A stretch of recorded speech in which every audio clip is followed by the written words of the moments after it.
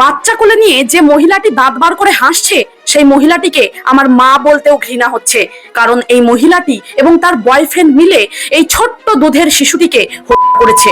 Postmortem রিপোর্টে এই 18 মাসের শিশুটির শরীরে মোট 91টি আঘাতের চিহ্ন পাওয়া গেছে। সম্পূর্ণ ঘটনাটি শুনলে আপনিও আপনার চোখের জল ধরে রাখতে পারবেন না। ভিডিওটি সম্পূর্ণ দেখুন। ঘটনাটি কেরালার।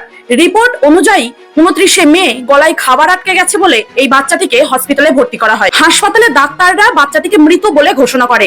এরপর বাচ্চাটির দেহ পোস্টমর্টেম করার জন্য পাঠানো হয়। পোস্টমর্টেম রিপোর্ট দেখে ডাক্তারবাবুরা চমকে যান, কারণ সেই শিশুটির শরীরে ছোট বড় মিলিয়ে মোট 91টি আঘাতের চিহ্ন পাওয়া যায়, যার মধ্যে 7টি পাঁজরের হাড় ভাঙা ছিল, মাথায় একাধিক আঘাতের চিহ্ন, সারা শরীরে জ্বলন্ত সিগারেটের ছ্যাঁকার দাগ। কিন্তু এর মধ্যে প্রচুর পুরনো দাগও ছিল, অর্থাৎ এই নিষ্পাপ শিশুটির উপর দীর্ঘদিন ধরে শারীরিকভাবে নির্যাতন করা হয়েছে। পুলিশ ইনভেস্টিগেশন শুরু করলে জানা যায় এই বাচ্চাটির মা আখিলা এবং তার বয়ফ্রেন্ড আকসার লিভ ইন রিলেশনে ছিলেন। এইভাবে একদিন অত্যাচারের সমস্ত সীমা পেরিয়ে যায়। বাচ্চাটি মরণাপন্ন হলে বেগতিক দেখে জোর করে তার মুখে এক মুঠো ভাত ঢুকিয়ে দেওয়া হয়, যাতে সবাই ভাবে বাচ্চাটি ভাত খেতে গিয়ে গলায় আটকে গেছে। তারপর তারা বাচ্চাটিকে হসপিটালে ভর্তি করে। তারপর বাকিটা তো আপনারা শুনলেন। এবার বলুন তো, এরা কি আদৌ মানুষ?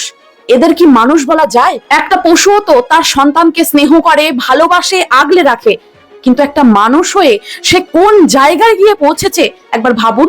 এদেরকে ভারতীয় সংবিধানের সমস্ত রকম শাস্তি দিলেও বোধহয় কম হবে। আপনাদের কি মনে হয় অবশ্যই কমেন্টে জানাবেন। আর ভিডিওটি একটু শেয়ার করে দিয়ে এইসব মানুষরূপী জানোয়ারের মুখোশ সবার সামনে তুলে ধরুন। ধন্যবাদ।